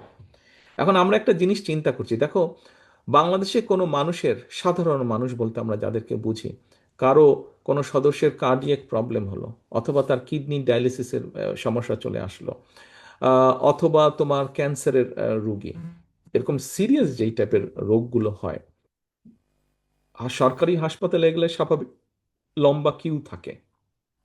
প্রাইভেট হাসপাতালে অধিকাংশর ক্ষেত্রে এফোর্ড করা সম্ভব হয় না অর্থনৈতিক দিক থেকে, তাই তো? এটা তো এগ্রি করছো সবাই। এফোর্ট অনেকেই করতে পারে না, অথবা এফোর্ট যদি করতেও পারে, চা মানে চাল চুলা সব বিক্রি করে ফেলতে হয়, সর্বশান্ত হয়ে যেতে হয় একজন মানুষকে, সাধারণ মানুষকে। আমরা যেটা চিন্তা করছি, সেটা হচ্ছে তুমি যদি আজকে একটা হসপিটাল, তুমি কিন্তু বলতে পারো, আমরা বলতে পারি রাজনৈতিক দল হিসেবে ইনশাল্লাহ সরকারে গেলে যে আজকেই আমরা এখানে হসপিটালের কাজ শুরু করব। হসপিটাল একটা তৈরি করা 4-5 বছর সময় লাগবে, মেশিন আনা, মেশিন খোলা, ট্রেনিং করা, এর ভিতরে তো ঘাপলা টাপলা হয়, আমরা জানি, অস্বীকার করে লাভ নাই। আচ্ছা, আমরা যেটা চিন্তা করছি এখন, যে মানুষকে কিভাবে বেটার সার্ভিস দেওয়া যায়, কুইক দেওয়া যায়। আমরা প্রাইভেট অ্যান্ড পাবলিক পার্টনারশিপ নামে একটা কাজ শুরু করতে চাচ্ছি। কি সেটা এবার আসো। এটা সব যে জ্বর সর্দি খালি হলো বা পেট খারাপ হলো তার জন্য না, কিন্তু সিরিয়াস যেই রোগীগুলা, যেমন ক্যান্সার, ডায়ালিসিস, কার্ডিয়াক প্রবলেম, এরকম সিরিয়াস 3টা 4টা 5টা ম্যাক্সিমাম, আমরা কি করব? ধরো একটা উদাহরণ দিই, পিজি হাসপাতাল। পিজি হাসপাতালে একজন মানুষ আসলো, তার ক্যান্সার হয়েছে, কেমো দিবে। এখন পিজি হাসপাতালে একটা মেশিন আছে যে ক্যান্সারের যে কেমোটা দেয়, এটার ক্যাপাসিটি হচ্ছে মাসে, ধরো উদাহরণ এক্সাম্পল, মাসে 100 জনকে সে কিমো দিতে পারে মেশিনটা। কিন্তু ওখানে কিউ হচ্ছে 300 জন, মানে আরো 200 জন বেশি কিউ আছে। তো 101 জন বা 110 জন যে সিরিয়াল নাম্বারে পড়েছে, ও বেচারা কি আসছে, তো ক্যান্সারে মরেই যাবে লোকটা। তুমি চাইলেও তো দিতে পারছো না, কারণ তোমার সরকারি হাসপাতালে তো হয় নষ্ট, অথবা কাজ করছে না, অথবা কিও। এখন কি করা যায়? মানুষটাকে তো আমাদের ট্রিটমেন্ট দিতে হবে। তো মানুষ হিসেবে সেটা তার অধিকার, চিকিৎসা পাওয়ার অধিকার, এটা মানবাধিকারের একটা অংশ। What we have thought, madam, ধরো এভার কেয়ার হাসপাতালে উনি চিকিৎসাধীন আছেন, আমরা উদাহরণ হিসেবে ধরি। এভার কেয়ার হাসপাতালেও ধরো একটা মেশিন আছে যে কিমো দেয় ক্যান্সার পেশেন্টকে। কিন্তু এভার কেয়ার হাসপাতাল যেহেতু প্রাইভেট হাসপাতাল, তাদের খরচ স্বাভাবিকভাবে বেশি। সব মানুষ, সাধারণ মানুষের পক্ষে, একজন স্কুলের, প্রাইমারি স্কুলের টিচার, অথবা একজন ছোট ব্যবসায়ী, অথবা একজন রিক্সা চালক, একজন সিএনজি চালক, অথবা একজন গৃহকর্মী, তার পক্ষে তো সম্ভব না। ওই কিউতেও সে বেচারা জায়গা পাচ্ছে না। আবার ওই হসপিটাল, প্রাইভেট এভার কেয়ার হোক অথবা অন্য হসপিটালই হোক বাংলাদেশের প্রাইভেট হসপিটাল, সেখানেও তো সে করতে পারছে না বিকজ অফ এক্সপেন্স। আমরা যেই পলিসিটা করতে চাচ্ছি, আমরা অন্য যে স্ট্যান্ডার্ড বজায় রেখে, একদম স্ট্যান্ডার্ড বজায় রেখে, যেই সব হাসপাতালে কিমো দেবার মেশিন আছে, আমরা তাদের সাথে কথা বলবো, একটা পলিসির মাধ্যমে তাদেরকে নিয়ে আসবো যে আমরা জানি তোমাদের এই খরচ, আমরা সরকার থেকে তোমাকে এই খরচটা দিব। সে একটা কিমো দেওয়ার ক্ষেত্রে, কথা প্রসঙ্গে মানে অ্যাজ এন এক্সাম্পল, 20,000 টাকা খরচ হয়। আমরা তখন 20,000 টাকা সেই হাসপাতালকে দিব, এবং ওই যে পিজি হাসপাতালের 101 নম্বর যে ব্যক্তি, তাকে আমরা শিফট করব ওই হাসপাতালে, আমরা তাকে শিফট করব ওই হাসপাতালে। সো দ্যাট আমরা যদি এই কাজটা করতে পারি, তাহলে আমরা 5 বছর অপেক্ষা করতে হবে না একটা মানুষকে চিকিৎসা সুবিধা দেওয়ার জন্য। আমরা 3 থেকে 6 মাসের মধ্যে, এটা পলিসির ব্যাপার, বাজেট অ্যারেঞ্জ করে 3 থেকে 6 মাসের মধ্যে ইনশাল্লাহ আমরা এই সার্ভিসটা মানুষকে দেওয়া শুরু করতে পারবো। দ্রুত মানুষ সার্ভিস পাবে। আমরা হেলথ কেয়ারের ক্ষেত্রে এই প্রাইভেট পাবলিক পার্টনারশিপ, এই কথাটি আমরা চিন্তা করেছি। হ্যাঁ, অনেকে অনেক কিছু বলতে পারে, এই সমস্যা হবে, ওই হবে। আরে ভাই, সমস্যা তো যে কোনো কাজই হবে। তারপরেও তো 10 জন না হলেও 5 জন 7 জন মানুষকে হলেও তো আমি সুবিধাটা দিতে পারছি, দ্রুত তারা সুবিধা পাচ্ছে। ওখানে এরার্স থাকবে, আমরা ধীরে ধীরে এরার্সগুলো ঠিক করবো, যেগুলো ভুল থাকবে সেগুলো ভুল ঠিক করব। এখন এখানে মেয়েদের মধ্যে থেকে কোনো মেডিকেল স্টুডেন্ট আছে কি? আমার সামনে অনেক বোনেরা বসে আছে, তোমাদের মধ্যে কেউ আছে মেডিকেল? আচ্ছা, নেই। পেছন দিকে আছে, অডিটোরিয়াম পেছন দিকে মেডিকেল কেউ আছে? একটা কে যিনি হাত তুলেছিল মনে হয়, একজনকে মেডিকেলের, ওই যে হাত তুলেছে, ও আগেও হাত তুলেছিল। আচ্ছা, ওর কাছে চলে যেত মাইক্রোফোন, ও বেচারা দুবার দাঁড়িয়েছে, যে সাদা শার্ট পরে। ক্যামেরাটা একটু বাম দিকে ঘোরাও তো তোমাদের, ক্যামেরাম্যান একটু বাম দিকে ভাই, থ্যাংক ইউ, বাস।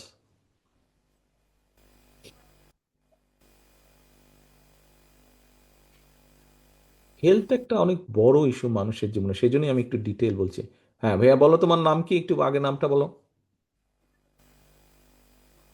আসছে না, তোমার আওয়াজ শুনতে পাচ্ছি না আমি।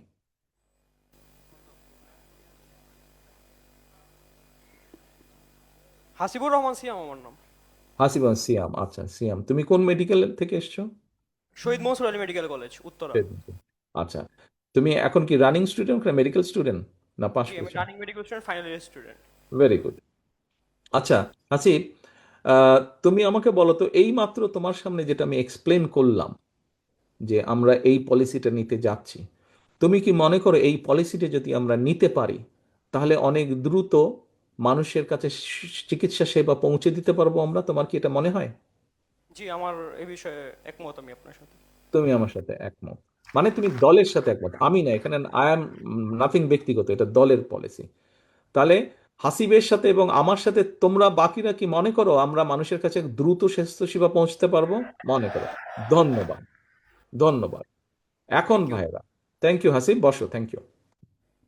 আচ্ছা, এখন আমরা ফ্যামিলি কার্ডের বিষয় নিয়ে আলাপ করলাম, আমরা জব ক্রিয়েশন নিয়ে আলাপ করলাম, কিভাবে জব হতে পারে বিভিন্ন মানুষের, বিভিন্ন ক্যাটাগরির মানুষের, কিভাবে আমরা শিক্ষাটাকে বেটার টিচার ট্রেন করতে পারি for for the future generation, এটা তোমাদের সামনে আলাপ করলাম। আমরা মানুষের স্বাস্থ্য নিয়ে আলাপ করলাম। এরপরে আসো কৃষি বা এনভায়রনমেন্ট নিয়ে যদি আমরা আলাপ করি, আলাপগুলো হয়ে গেছে, তারপরেও তোমাদের সাথে সামনে কথা বলার লোকটা আমি সংবরণ করতে পারছি না, আলাপ হয়ে গিয়েছে। তো এখন কৃষি, কৃষি নিয়ে তোমরা দেখেছো যে, কৃষি নিয়ে তোমরা দেখেছো যে আমাদের যে যখন কৃষি কার্ডটা উপস্থাপন করা হয়েছে, আহ, এই কৃষি কার্ডের মাধ্যমে 10টা সুবিধা আমরা পৌঁছে দিতে চাই কৃষকদের কাছে। হ্যাঁ, সময় লাগবে, আমাদের সময় লাগবে, টেস্ট কেস করতে হবে, করার মাধ্যমে এগুলার এরার্সগুলো বের করতে হবে। থিওরিটিক্যালি অনেক জিনিস প্রথমে খুব সুন্দর মনে হয়, প্র্যাকটিক্যালি কিছু কিছু সমস্যা পরে দেখা যায়, বাট শুরু না করলে তো আমরা বুঝতেও পারবো না। কিন্তু এখানে নিশ্চয়ই অনেক ফ্যামিলি তোমরা আছো যাদের পরিবার সরাসরি কৃষকের সাথে জড়িত, তাই নয় কি? যাদের পরিবার সরাসরি কৃষকের কাছে জড়িত, এরকম কি কেউ আছো যাদের বা মানে পরিবার সরাসরি কৃষকের সাথে জড়িত, তোমাকে কষ্ট করে টাকা পাঠাচ্ছে দেশে পড়ালেখা করার জন্য টাকা? এই যে অনেকে হাত তুলেছে।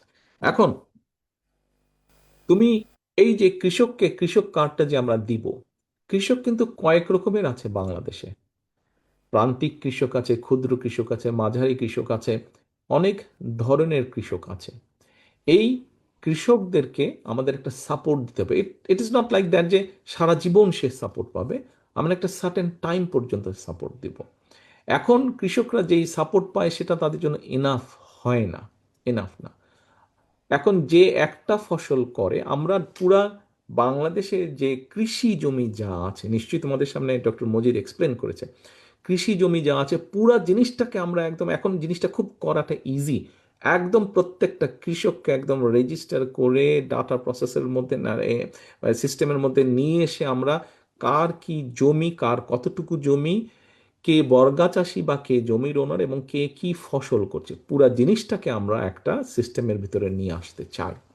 এবং নিয়ে আসার মাধ্যমে প্রথমে আমরা প্রান্তিক, ক্ষুদ্র এবং মাঝারি কৃষকদেরকে একটা সাপোর্ট দিতে চাই।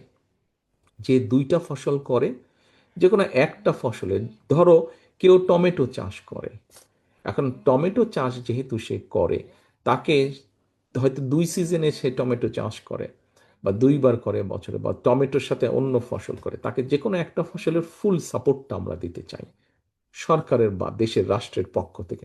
তাতে করে যেটা হবে, একটা সাপোর্ট যখন সে পাবে, তার কিছুটা তখন সুবিধা হবে। এবং কিছুটা সুবিধা হওয়ার পরে প্রথম 1 সিজন 2 সিজনে না, প্রথম 1-2 বছরও না, 5-7 বছর পরে গিয়ে কিন্তু সে অর্থনৈতিকভাবে শক্তিশালী হতে সক্ষম হবে, একটা বুনিয়াদের উপরে দাঁড়াবে। তোমরা ভাই যারা সরাসরি কৃষক ফ্যামিলি থেকে এখানে এসছো, ঢাকায় পড়ালেখা করছে, কষ্ট করে বাবা মা তোমাদেরকে সাপোর্ট দিচ্ছে, এরকম যদি 2-4 জন থাকে, একটু হাত তুলবে কি কেউ? অনেকে আছে, ভেরি গুড। কৃষি, কৃষক পরিবারের সন্তান দেখে আমার নিজেরও ভালো লাগছে। আমিও কিন্তু কৃষিকাজের সাথে একটু জড়িত আছি, সেই গল্প না হয় আরেকদিন বলবো। আচ্ছা, আহ, জাহাঙ্গীর, মাইকটা কি তোমার কাছে? আচ্ছা, কৃষক জি স্যার। পরিবারের সন্তান একজনকে দাও তো, যে কোনো একজন কৃষক পরিবারের সন্তান একজনকে সিলেক্ট করো, আমি দরজাটা খুলে আসি একটু।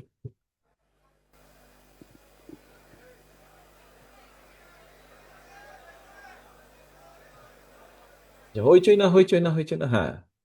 কি নাম আসসালামু ভাইয়া আলাইকুম। তোমার, বলো। ওয়ালাইকুম, কি নাম তোমার বলো?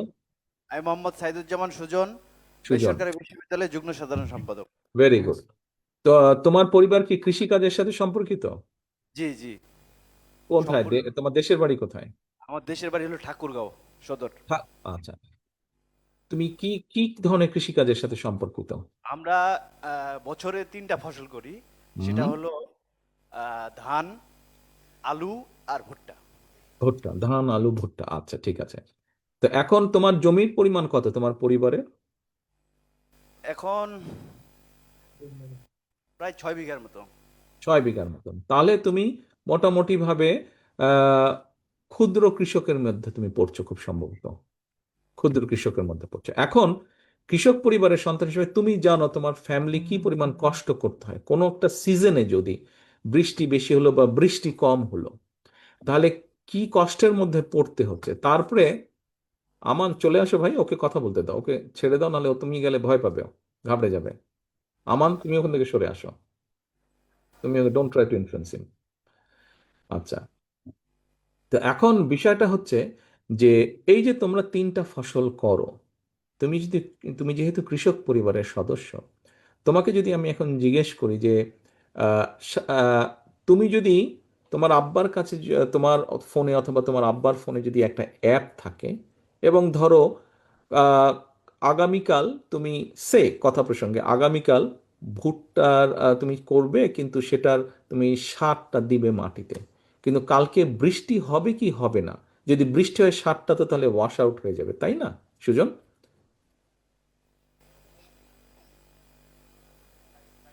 কি হয়েছে ভাইয়া, তুমি ইমোশনাল হয়ে গেলে কেন?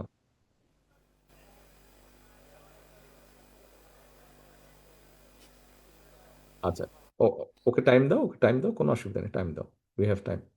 জি স্যার, আবার একটু আচ্ছা, ঠিক আছে, আমি যেটা বলছিলাম আবার বলি। তুমি যেহেতু জানো কৃষক পরিবারের একজন সন্তান তুমি, ধরো তুমি আগামীকাল তোমার আব্বা উনি প্ল্যান করলেন যে আগামীকাল সার দিবেন জমিতে, কিন্তু আবার উনি একটু চিন্তায় আছেন যে সারটা যে দিবেন। স্যার ওর বাবা মারা গেছে এই কারণে ও, একটু। আচ্ছা আচ্ছা, আমি সরি। ঠিক আছে, তাহলে এখন চাষবাস কে দেখছে? আমি সরি, আমি জানতাম না। আমি পরিবার, আমার ভাই। তোমার ভাই দেখছে, আচ্ছা তোমার ভাই ধরো ঠিক করলো যে কালকে সার দিবে, কিন্তু কালকে বৃষ্টি হবে কিনা এটা তো আমরা জানি না, তাই না? এখন না, আমরা বৃষ্টি হলে সারটা ধুয়ে যাবে। তো আমরা এখন যেটা, আমরা অলরেডি আমাদের বাংলাদেশি একজন সায়েন্টিস্ট, উনি অস্ট্রেলিয়াতে থাকে, ওনাকে নিয়ে আমরা বসেছি এবং উনি বেরও করেছেন, সেটা ডিজাইনও করেছেন যে তোমার যেই অঞ্চল, ওই অঞ্চলে কালকে বৃষ্টি হবে কিনা ওই অ্যাপের মাধ্যমে তুমি জানতে পারবে। আমরা এতটা ডিটেইল পর্যন্ত কাজ করার চেষ্টা করেছি, মোটামুটিভাবে আলহামদুলিল্লাহ আমরা সফল হয়েছি। তো আমি যদি অ্যাপের মাধ্যমে জানতে পারি যে বৃষ্টি হবে, তাহলে আমি সার আজকে দিব না, আমি দেবো না, আগামীকালকে দিব। রাইট। Right. আচ্ছা, এর বাইরে আরেকটা সাপোর্ট, অর্থাৎ তোমার ধরো 3টা ফসলে তোমাকে যদি, তোমার ফ্যামিলিকে যদি আমরা যে কোনো একটা ফসলে, যেহেতু তোমার তুমি ক্ষুদ্র 6 বিঘা জমি, ক্ষুদ্র কৃষকের পর্যায়ে তুমি পড়লে, তোমাকে যদি একটা ফসলের মোটামুটিভাবে সার, বীজ, কীটনাশক যদি আমরা রাষ্ট্রের পক্ষ থেকে মোটামুটিভাবে পুরাটা সরবরাহ করতে পারি, তাহলে তোমার নিজের পকেটের সেই খরচটা বেঁচে গেল ওই সিজনের জন্য।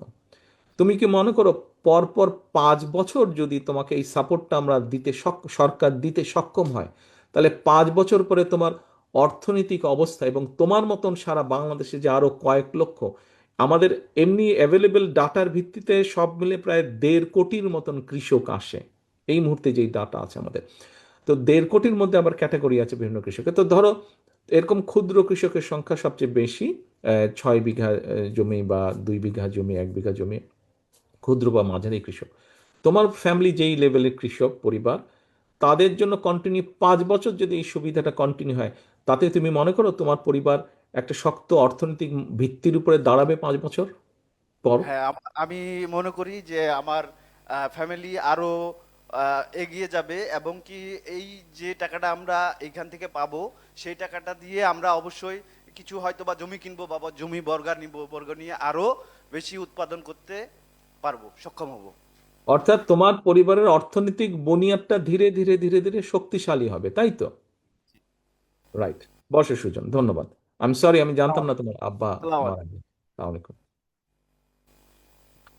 আচ্ছা ভাই, তোমরা এখন সুজনের কথা শুনলে, তোমরা এখন আমার কথাও শুনলে। তোমরা যারা কৃষক পরিবারের সদস্য এবং কৃষক পরিবারের সদস্য নও, কিন্তু পুরো জিনিসটা তোমরা বুঝতে পেরেছো, আমাদের লক্ষ্য উদ্দেশ্য। তোমরা হল ভরা যে আমার ভাই বোনেরা তোমরা আছো, তোমরা কি মনে করো আমরা যদি কৃষকদের জন্য এই কাজটা করতে পারি তাহলে দেশের কৃষির চেহারার পরিবর্তন হবে, কৃষকদের চেহারার পরিবর্তন হবে? Do you agree to this? আচ্ছা, তাহলে দলের এই পরিকল্পনা, তোমরা জাতীয়তাবাদী ছাত্র দলের সদস্য, অর্থাৎ তোমরা বিএনপির সহযোগী সংগঠন, সেই হিসাবে কি তোমরা মনে করো যে তোমাদের দল বিএনপি, মূল দল বিএনপি এই দেশের মানুষের, এই দেশের কৃষকদের কথা, এই দেশের অসুস্থ মানুষের কথা, এই দেশের শিক্ষার্থীদের কথা, এই দেশের শিক্ষকদের কথা, এই দেশের তরুণ সমাজের কর্মসংস্থানের যেই পরিকল্পনাগুলো নিয়েছে, এইগুলো ভালো এবং বাস্তবসম্মত? তোমরা কি তাই মনে করো সারাদিনের রেজাল্ট আলোচনার পরে? কি সবাই এগ্রি?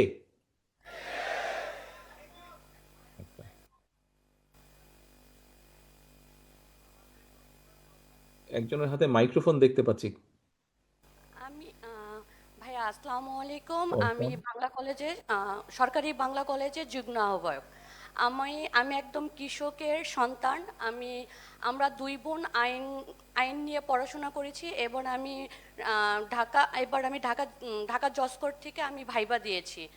আমি ভেরি গুড। দেখেছি আমি দেখেছি যে আমি কৃষকের সন্তান হিসেবে যে আমার বাবা কতটা কষ্ট করেছে, যে আমার আমার যদি দল বিএনপি যদি সামনে যদি সরকার গঠন করে, যে আমার দলে থেকে যে পরিকল্পনাটা করেছে যে কৃষকদেরকে নিয়ে, আমি এখানে এবং আমি না, আমার সারা বাংলাদেশের প্রত্যেকটা কৃষক সন্তানরা একটা উপকারিত হবে।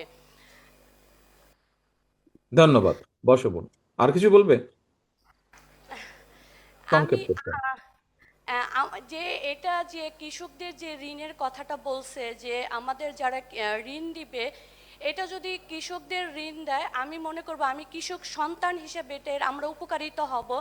কারণ এই টাকাটা আমরা দেখা যায় আমাদের জমি, আমার বাসায় মানিকগঞ্জ সিঙ্গার, আমাদের এখানে মেন ফসলটা হয় ধান, আলু এবং ভুট্টা।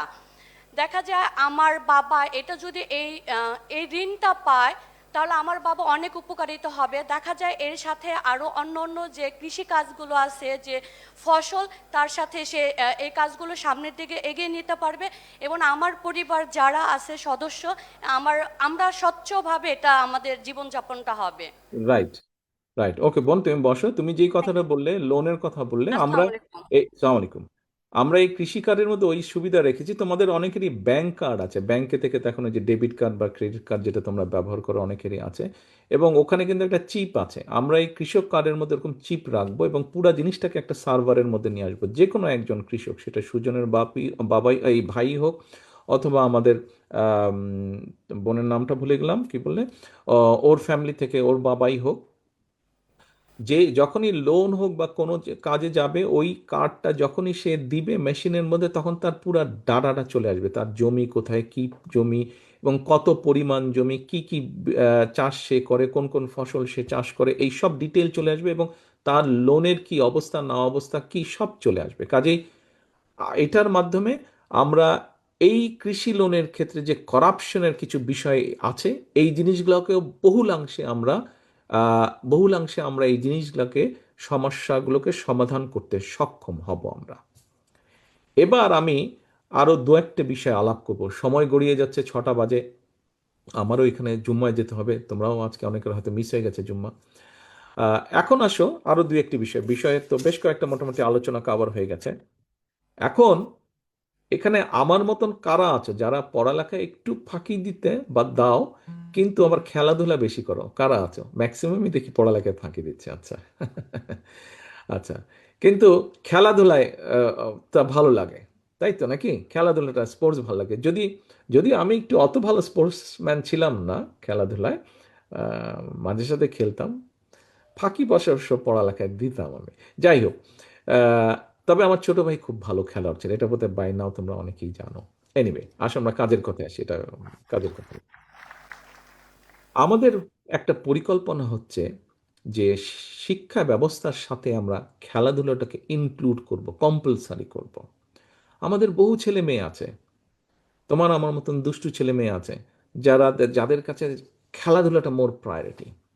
আমরা সরকারের বা দেশের রাষ্ট্রের পক্ষ থেকে আমরা চাই এই দেশে খেলোয়াড় তৈরি করতে, প্রফেশনাল খেলোয়াড় তৈরি করতে। সে দেশের ভেতরে খেলবে, সে দেশের বাইরে খেলবে। এখন বলতে পারো প্রফেশনাল খেলোয়াড় কতদিন খেলবে? যতদিন তার শরীর তাকে অ্যালাউ করবে খেলবে, তারপরে সে ইনস্ট্রাক্টর হবে। অর্থাৎ একটা মানুষ প্রফেশনাল মিউজিশিয়ান যদি হতে পারে, প্রফেশনাল সিঙ্গার যদি হতে পারে, প্রফেশনাল আর্টিস্ট যদি হতে পারে, প্রফেশনালি যদি ডাক্তার হতে পারে, প্রফেশনালি যদি লয়ার হতে পারে, প্রফেশনালি কেন সে খেলোয়াড় হতে পারবে না? অবশ্যই হতে পারবে। আমরা নতুন করি শহীদ রাষ্ট্রপতি জিয়াউর রহমানের সময় যে নতুন করি অনুষ্ঠানটি চালু হয়েছিল, আমরা এই নতুন করি এই দেখেছি, আমরা অন্তর্বর্তীকালীন সরকার চালু হয়েছে, এটাকে তো আমরা এক্সপ্যান্ড করবই। আমরা নতুন করির সাথে, আমিনুল অলরেডি এক্সপ্লেন করেছে তোমাদের সাথে, নতুন করির মধ্যে ক্রীড়া, স্পোর্টস আমরা চালু করব এই নতুন কুড়ির সাথে। কাজেই আমরা আমাদের ভবিষ্যৎ প্রজন্মের মধ্যে থেকে ভালো ভালো খেলোয়াড় আমরা বের করে আনতে চাই।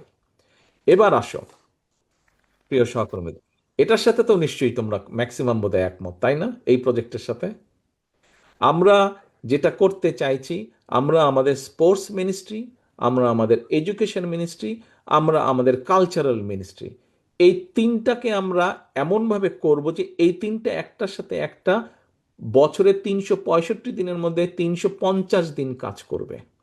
অর্থাৎ স্কুলে স্কুলে, গ্রামের স্কুলে স্কুলে, ইউনিয়নের স্কুলে স্কুলে, যে থানার স্কুলে বা উপজেলার স্কুলে স্কুলে, জেলার স্কুলে স্কুলে, কলেজে কলেজে প্রতিযোগিতা হবে, কালচারাল প্রতিযোগিতা হবে, স্পোর্টস প্রতিযোগিতা হবে, ডিবেট প্রতিযোগিতা হবে, ম্যাথস কম্পিটিশন হবে, যে যেটাতে পারবে, কালচারাল প্রতিযোগিতা হবে, গানের প্রতিযোগিতা হবে, নাচ প্রতিযোগিতা হবে, কোরআন পাঠ প্রতিযোগিতা, কেরাত প্রতিযোগিতা হবে, কম্পিটিশন চলতে থাকবে।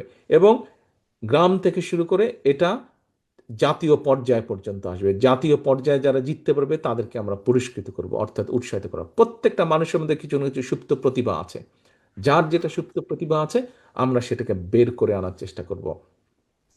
ফেসবুকে দিবে টাইম, দিনে আধা ঘন্টা 1 ঘন্টা 45 মিনিট টাইম দিবে, বাকি সারাদিন তাকে পড়ালেখা করতে হবে, তাকে টেকনিক্যাল জিনিসগুলো শিখতে হবে, প্র্যাকটিক্যালি করতে হবে, তাকে খেলাধুলা করতে হবে, তাকে স্পোর্টস থাকতে হবে, তাকে ডিবেট প্রতিযোগিতা থাকতে হবে, তাকে আর্ট কালচার শিখতে হবে। আমরা এইভাবে গড়ে তুলতে চাই আমাদের আগামী ভবিষ্যৎ প্রজন্মকে, যাতে করে তাকে আমরা ল্যাঙ্গুয়েজ শিখাবো। ল্যাঙ্গুয়েজ একটা বড়, তোমাদের এখানে অনেকেই যাদের একটা আশা আছে, আকাঙ্ক্ষা আছে, একটা তোমরা চিন্তা করো যে তোমরা একদিন বাইরে যাবে, একটা ভালো জব করবে কোথাও, কিন্তু তোমাকে যদি আমার একটা, তোমার যেটা একাডেমিক যেটা কোর্স বা নলেজ আছে সেটা যদি তোমাকে দিতে পারি, একই সাথে তোমাকে যদি আমি ধরো একজন, তুমি জাপানিজ ল্যাঙ্গুয়েজ শিখলে, অথবা জার্মান, অথবা ফ্রেঞ্চ, অথবা ম্যান্ডারিন শিখলে, এবং তুমি কোনো একটা ভোকেশনাল বা টেকনিক্যাল ব্যাপারে তোমার স্কিলনেস আছে, তুমি আর্ট জানো, তুমি স্পোর্টস জানো, তুমি ডিবেট করতে পারো, তাহলে ভাই বলো তো তোমাকে কে আটকে রাখবে? পৃথিবীর কোন দেশে আটকে রাখতে পারবে? তোমাকে কেউ আটকে রাখতে পারবে? তুমি যে কোনো জব যে কোনো জায়গায় তুমি নিতে পারবে। বিশেষ করে তোমার যদি ল্যাঙ্গুয়েজ জানা থাকে, ইংরেজির পাশাপাশি যদি তোমার আরেকটা থার্ড ল্যাঙ্গুয়েজ জানা থাকে, তাহলে তুমি যে কোনো জায়গায় তুমি জব পাবে, তোমাকে বসে থাকতে হবে না, হতাশ হতে হবে না। আমরা এইভাবে পুরো বিষয়টাকে সাজাতে চাই।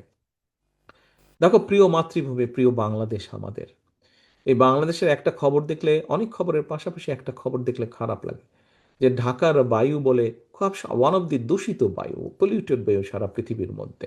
আমাদের এটার পরিবর্তন করতে হবে। আমরা বলেছি যে আমরা, আমাদের পরিকল্পনা হচ্ছে যে 5 বছরে ইনশাল্লাহ আমরা 25 কোটি গাছ লাগাবো, বছরে 4 থেকে 5 কোটি গাছ লাগাবো আমরা। এখন এই 4 থেকে 5 কোটি গাছ যদি লাগাতে হয়, রোপণ করতে হয়, যদি গাছ লাগাতে হয়, আমাদের আমাদের সকলকে, এই ঘরে তোমরা যারা আছো, তোমাদের ভাই বোন আত্মীয় স্বজন, প্রত্যেককে আমাদের একটা করে গাছ লাগাতে হবে। আমরা যদি প্রত্যেকে একটা করে গাছ লাগে, তাহলে তো 20 কোটি মানুষ, এক বছরে 20 কোটি গাছ আমরা লাগাতে পারবো। আমরা এর মধ্যে হিসাব নিকাশ বের করছি, শুধু তো বলার মধ্যে নেই। আমরা আমরা 25 কোটি গাছ লাগাবো। তুমি হয়তো বলতে পারো যে ভাইয়া এত চারা পাবেন কোথায়? এই প্রশ্ন তোমার মনে আসতেই পারে। তুমি গাছ লাগাবে 3 মাস, বাকি 9 মাস তুমি কি করবে? বাংলাদেশের প্রত্যেকটি উপজেলায় সরকারি একটি নার্সারি আছে। এর বাইরে সব মিলিয়ে বাংলাদেশের সরকারি এবং বেসরকারি মিলিয়ে প্রায় 1,100,000 নার্সারি আছে। এগুলা নার্সারির এভারেজ প্রোডাকশন ক্যাপাসিটি 20 থেকে 25 হাজার চারা। এখন তুমি হিসাব করো, 1 লক্ষ থেকে 20 থেকে 25 হাজার চারা। এদেরকে যদি প্রপারলি আমরা সাপোর্ট দিতে পারি, এই প্রোডাকশনের সংখ্যা তারা আরও কিছুটা বাড়াতে পারবে। যার 20 হাজার আছে সেটাকে মোটামুটি 20-25 হাজার আছে, সেটাকে 40 হাজার পর্যন্ত নিতে পারবে। ওই হিসাব নিকাশ করেই আমরা কথাটা বলছি, এই ব্যাপারে যারা এক্সপার্ট আছে তাদের সাথে আলোচনা করেই আমরা বলছি। এখন প্রিয় ভাই বোনেরা, তোমরা কিন্তু এখানে সমাজের এমন একটা অংশ তোমরা বসে আছো, এমন একটা অংশ তোমরা বসে আছো। একটা ছোট্ট ঘটনা দিয়ে আমি তোমাদেরকে বলি। এটা বছর 2 আগের ঘটনা। আমি এবং তোমাদের ভাবি, আমরা দুইজন কোথাও যাচ্ছিলাম, গাড়ি চালাচ্ছিলাম। তো নর্মালি কি হয়, গাড়িতে উঠলে তো আমরা নর্মালি গান শুনি। তো সেদিন তোমাদের ভাবি এবং আমি কেউ গান শুনছিলাম না, বিবিসিতে একটা আলোচনা অনুষ্ঠান হচ্ছিল, একটা রিসার্চের রেজাল্ট। তো আমরা দুজনে মন দিয়ে, আমি ড্রাইভ করছিলাম, তোমার ভাবি পাশে বসে, আমরা দুজনেই আলোচনাটা শুনছিলাম।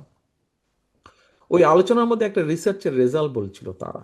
রেজাল্টটা হচ্ছে এরকম, একটা বিষয়, একটা সংগঠন তারা 2 জায়গায়, মানে 2টো প্লেস তারা ডিসাইড করেছে যে শিখাবে মানুষকে। একটা হচ্ছে যেমন হাত ধুয়ে, খাবার আগে হাত ভালো করে ধুয়ে খেতে হবে, সে উদাহরণটা দিচ্ছে। এইটা তারা কতগুলা স্কুলের বাচ্চাদেরকে শিখিয়েছে, আর কতগুলা জায়গায় বাসায় গার্জিয়ানদেরকে শিখিয়েছে। তারপরে যখন রিসার্চের রেজাল্ট আসলো, রেজাল্ট আসার পরে দেখা গেল যে যে জায়গায় বাচ্চাদেরকে শিখিয়েছিল ওই বাসায় ওইটা ফলো বেশি হচ্ছে, ম্যাক্সিমাম ইনস্ট্রাকশনগুলো ফলো হচ্ছে। কিন্তু যেখানে অ্যাডাল্টদেরকে, বড়দেরকে শিখিয়েছিল, সেইগুলোতে রিসার্চে রেজাল্টে দেখা গেছে যে তাদের ওখান থেকে ভালো রেজাল্ট আসছে না। কেন বাচ্চাদের ওখান থেকে রেজাল্ট আসলো? কারণ বাচ্চাদেরকে যখন শিখিয়ে দিয়েছে, বাচ্চারা বাসায় গিয়ে যখনই দেখছে বাপ মা হাত ধুচ্ছে না, বাপ মাকে কম্পেল করছে তারা, না হাত ধুতে হবে, হাত ধুলে এই হবে ওই হবে, বাচ্চারা বাধ্য করছে। আর যেখানে শুধু বড়রা শিখেছে, সেখানে বড়রা শিখেছে, কান দিয়ে ঢুকেছে আর কান দিয়ে বের করে দিয়েছে, ভুলেও গিয়েছেন অন্যান্য কাজের ভাব। এখন তোমরা হচ্ছ বিএনপির সেই সন্তানেরা, বিএনপির সেই সন্তান তোমরা, বিএনপি পরিবারের সেই সন্তান তোমরা। তোমরা দেশের জন্য, দেশের মানুষের জন্য যা আজকে শিখে গিয়েছ, যা আজকে জেনে গিয়েছ, যা আজকে বুঝে গিয়েছ, এগুলো যদি শুধু তোমাদের মধ্যে না রেখে, তোমাদের পক্ষে যতটুকু যাওয়া সম্ভব, সাধারণ মানুষ বলতে যারা আছে, তোমাদের আত্মীয় স্বজন, পরিবার, বন্ধু বান্ধব, সবার মাধ্যমে তোমরা যদি যত বেশি স্প্রেড করে দিতে পারবে, তত তোমাদের সামনে স্টেজে লেখা আছে দেশ গড়ার পরিকল্পনা। এই পরিকল্পনা শব্দটি চেঞ্জ হয়ে গিয়ে বাস্তবায়ন শব্দটি চলে আসবে।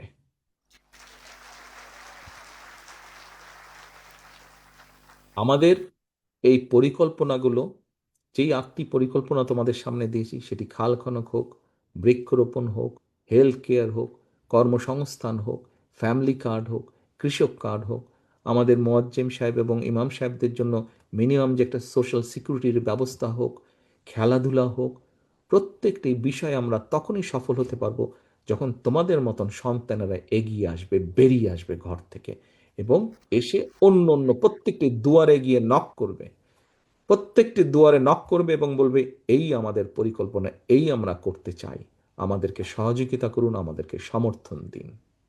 প্রিয় ভাই বোনেরা, আজকে তোমাদের কাছে আমি বিএনপি পরিবারের সন্তান হিসাবে তোমাদের কাছে আমি এই দায়িত্বটি দলের পক্ষ থেকে অর্পণ করছি।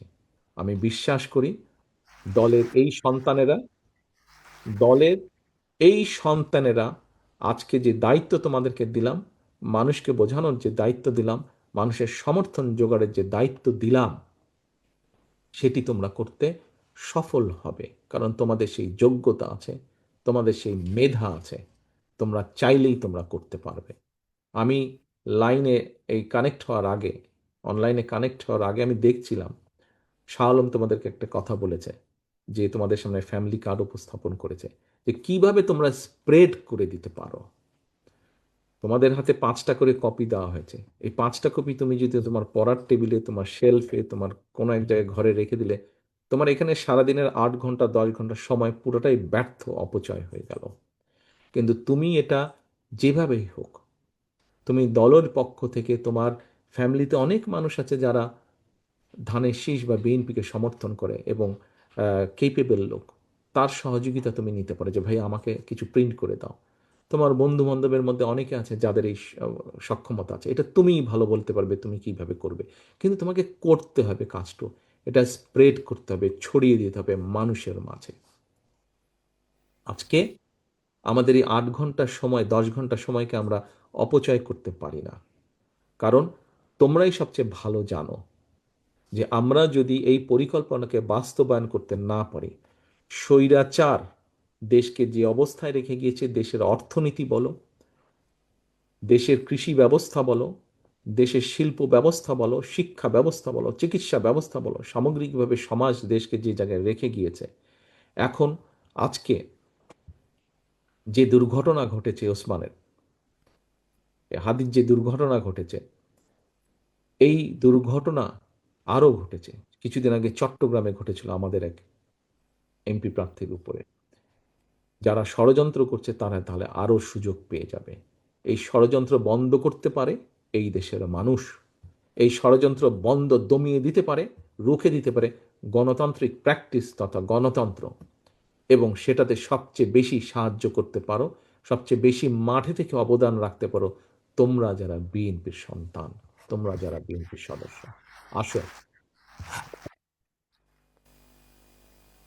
আসো আমরা আজকে আমরা আজকে যা শিখেছি, যা জেনেছি, যা দেখলাম, এই সব কিছু আমাদের নিজেদের মধ্যে আমরা রাখবো না, আমাদের নিজেদের মধ্যে আমরা রাখবো না।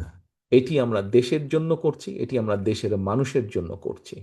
আজকে ওসমান হাদির উপরে যা হয়েছে, কয়েকদিন আগে আমাদের এরশাদুল্লাহর উপরে যা হয়েছে, এটার বিরুদ্ধে যদি আমাদেরকে অবস্থান নিতে হয়, এই অন্যায়ের বিরুদ্ধে যদি অবস্থান নিতে হয়, যে কোনো মূল্যে আমাদেরকে গণতন্ত্রকে প্রতিষ্ঠিত করতে হবে, যে কোনো মূল্যে আমাদের গণতান্ত্রিক মূল্যবোধকে ফিরিয়ে আনতে হবে, গণতান্ত্রিক অধিকারকে প্রতিষ্ঠিত করতে হবে, এবং আগামী দিনের ভবিষ্যৎ হিসেবে তোমাদের উপরে সবচেয়ে বড় সেই দায়িত্ব।